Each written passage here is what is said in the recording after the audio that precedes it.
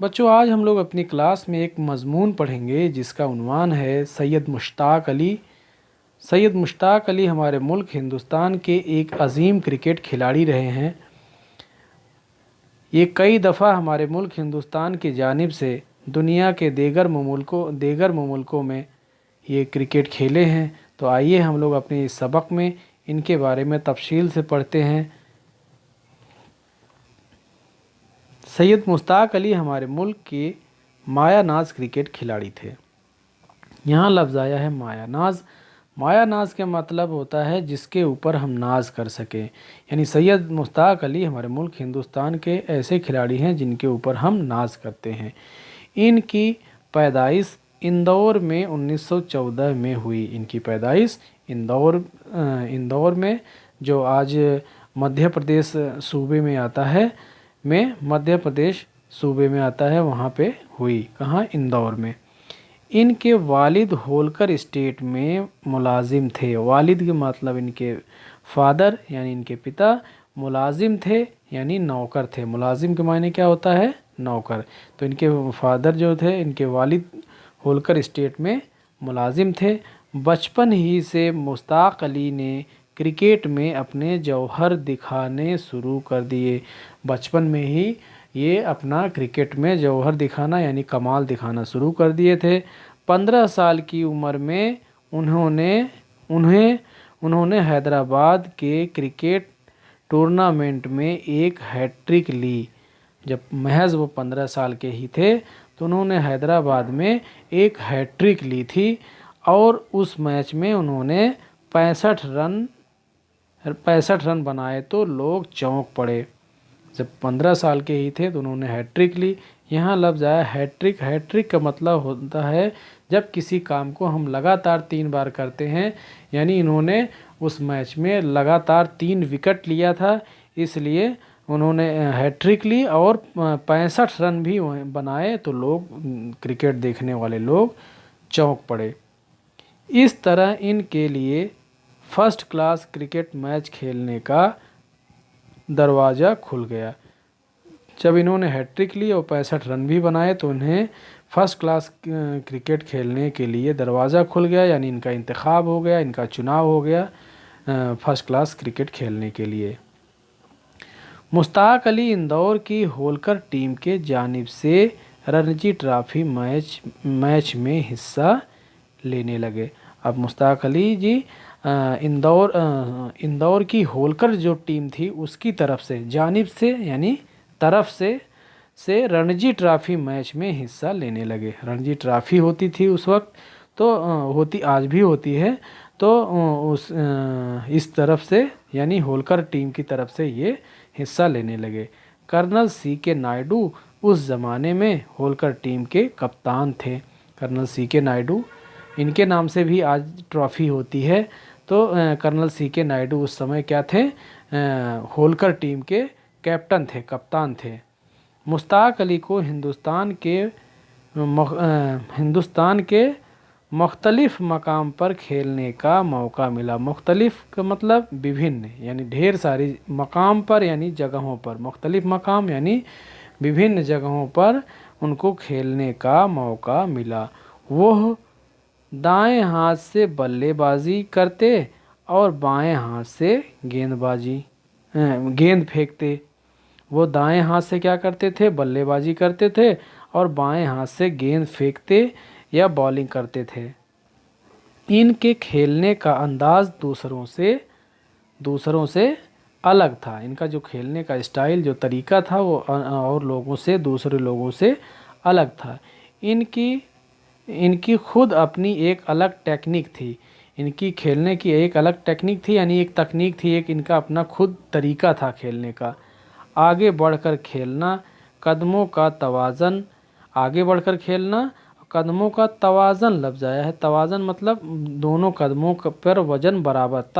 तवाज़न यानी दोनों कदमों पर बराबर वज़न बरकरार रखना और कलाई मोड़ते हुए गेंद को बाउंड्री का रास्ता दिखा देना इनके खेल की खुसूसियत थी, यानी खासियत। खुसूसियत के माने खासियत, यानी दोनों पैरों पर अपना वज़न बराबर रखते हुए गेंद को कलाई से मोड़ते हुए गेंद को बाउंड्री का रास्ता दिखा देना इनके खेल की खुसूसियत थी, यानी इनकी खासियत थी।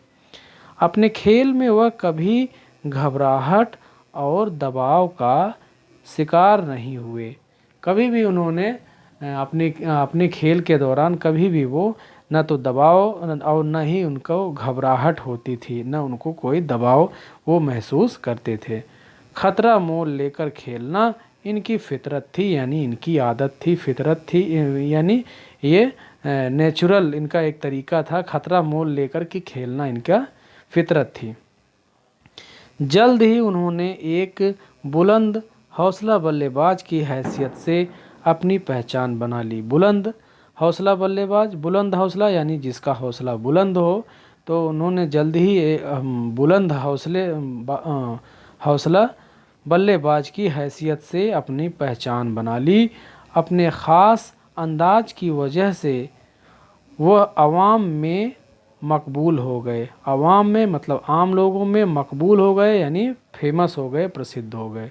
तो अपनी ख़ास अंदाज की वजह से वो आवाम में बेहद मकबूल हो गए। आगे बढ़ते हैं हम लोग। 19 साल की उम्र में टेस्ट मैच के लिए मुश्ताक अली का पहली बार इंतखाब हुआ। 19 साल के जब वो थे तो टेस्ट मैच के लिए मुश्ताक अली का पहली बार इंतखाब हुआ, यानी चुनाव हुआ। फिर 1936 में इंग्लिस्तान का दौरा करने वाली टीम में उन्हें शामिल कर लिया गया। 1936 में जो टीम मुल्क इंग्लिस्तान के लिए, अपने मुल्क हिंदुस्तान से जो टीम जा रही थी खेलने के लिए, तो उस टीम में इनका इंतखाब किया गया था, इनको शामिल कर लिया गया। यही लॉर्ड्स के मैदान पर पहली बार खेलते हुए उन्होंने सेंचुरी बनाई। लॉर्ड्स का मैदान कहाँ है? इंग्लिस्तान में है, यानी इंग्लैंड में है। हर क्रिकेट खिलाड़ी का एक सपना होता है कि वो लॉर्ड्स के क्रिकेट मैदान में एक बार ज़रूर खेले। तो इन्हें ये मौका मिला, और जब ये लॉर्ड्स में खेल रहे थे तो पहली बार खेलते हुए उन्होंने सेंचुरी बनाई, यानी वहाँ पे उन्होंने शतक बनाया।